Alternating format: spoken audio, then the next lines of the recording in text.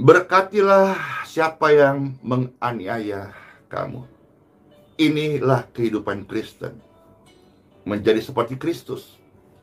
Saat engkau dianiaya, saat engkau digosip, saat engkau difitnah, saat engkau diancam, saat engkau dituduh penipu, engkau dipojokkan, engkau dihancurkan, dimatikan karaktermu, pribadimu, keluargamu, atau pelayanan Tuhan percayakan.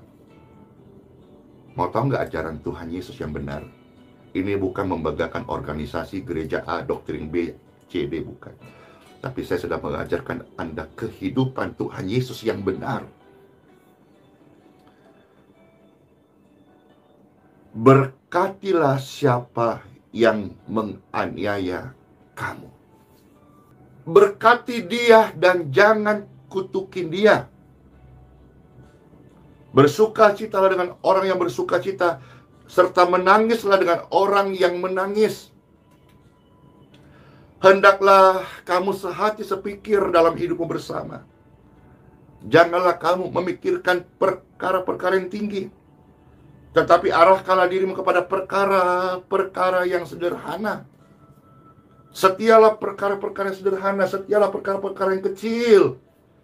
Dari Tuhanlah yang akan menambahkan kepadamu promosi, perkara yang tinggi, perkara yang besar.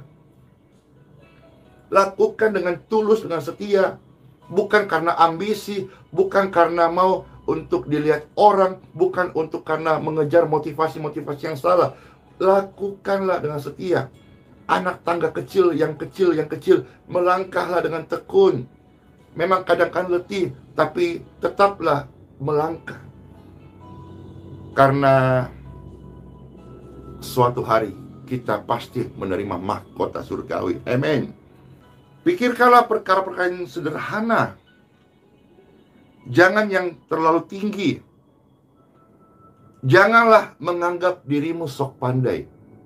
Ya, itu di dalam ayat yang ke-16. Ya, janganlah menganggap dirimu, Pastor tambah SOK, sok pandai. Jangan sok pintar. Janganlah menganggap dirimu pandai. Jangan merasa paling pandai. Ya, orang yang merendah itu selalu menunduk, tapi orang yang sombong itu selalu menanduk. Janganlah membalas kejahatan dengan kejahatan. Lakukanlah apa yang baik bagi semua orang. Lakukan apa yang baik bagi semua orang. Bukan kalanganmu saja, bukan satu gerejamu saja, bukan satu keluargamu saja, tapi untuk semua orang. Hendaklah kebaikan hatimu diketahui semua orang. Tuhan sudah dekat. Masih banyak pastor melihat orang hanya fokus kaumnya saja. Seperti misalnya pastor berbagi kasih untuk semua kalangan. Ada saja yang menjapri, menggurui, ya, masukan sih bagi pastor, tapi kata-katanya udah menggurui, menghakimi. Kenapa harus kepada semua kalangan?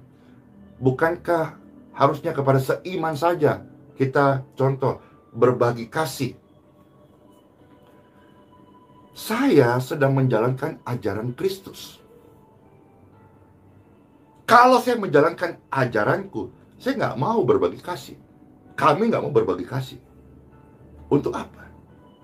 Tetapi karena saya mau menjadi hamba Tuhan yang menjalankan ajaran Kristus Tuhanku, ini, berbaiklah kepada semua orang. Lakukan apa yang baik bagi semua orang. Sedapat-dapatnya kalau hal ini bergantung padamu, hiduplah dalam perdamaian dengan semua orang. Jangan cari musuh. Musuh gak usah dicari, datang sendiri. Tetapi bangunlah kasih persaudaraan. Dan ini kita memang harus mengupayakan. Makanya Tuhan Yesus ajar kita supaya apa? Kita berlomba-lomba saling memberi hormat, berlomba-lomba untuk berbuat baik, bukan cari muka. bukan mau dipandang seperti malaikat, sok suci, bukan. Tapi sesuatu yang hidup, kehidupan Kristus akan mampukan kita, saudara-saudara, untuk berbuat baik. Ayat 19 ya, Pastor baca dari Roma pasal 12. Saudara-saudaraku yang kekasih, janganlah kita menuntut pembalasan, tetapi berilah tempat kepada murkanya Tuhan. Sebab ada tertulis pembalasan itu adalah haknya Tuhan. Dan Tuhanlah yang akan menuntut pembalasan. Tetapi kalau musuhmu lapar, seterumu lapar, jangan kasih efek jerah. Kalau bahasa Makassar, cidako. Jangan.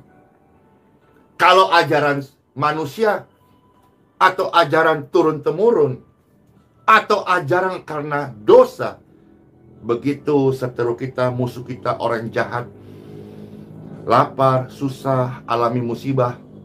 Kalau ajaran yang kedagingan kita, kalau bahasa Makassar, cidako. Kalau bahasa Indonesia, rasain lu. Bahasa kerennya, kapok lu. Nggak. Pastor tidak mengajarkan ini, saudara-saudara. Karena yang saya ajarkan adalah firman Tuhan Yesusku, kekasih jiwaku. Yang Tuhan ajarkan saya dan Pastor share ini, saudara, kalau musuhmu lapar, berilah dia makan, berkatilah dia, jangan hakimi. Ingat baik-baik, saya bukan hakim, saudara-saudara juga tentu bukan hakim. Suatu hari kita semua akan dihakimi, tapi bagi orang benar di hadapan pengadilan tahta Kristus, kita itu mendapat mahkota. Kalau musuhmu lapar, beri dia makan. Bisa nggak? Belajar. Kadang-kadang musuh-musuh kita itu karena apa? Saudara, om, tante, ipar, keluarga dekat, adik, kakak, ya, sepupu. Kadang-kadang gitu.